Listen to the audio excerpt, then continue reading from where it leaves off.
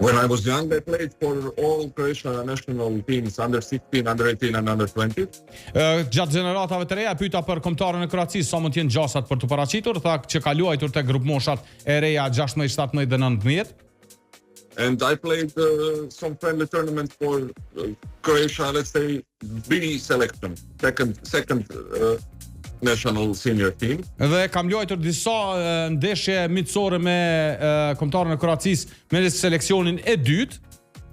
But when I came to Kosovo and when I took the passport of Kosovo, Por kur e mora pasaportën e Kosovës, I said that I have only one wish now, and that is to play for the Kosovo national team. Edhe kam thënë që tani kam vetëm një opsion që të luaj për kombëtarën e Kosovës. I contacted Croatian Basketball Federation and explained them that I want to play for Kosovo. They said it was okay with them, they wished me luck.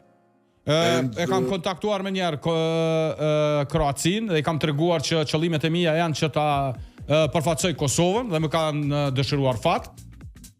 And from that moment, we are waiting. Kosovo Federation is waiting for FIBA to let me play as Kosovo player, not like American player, let's say.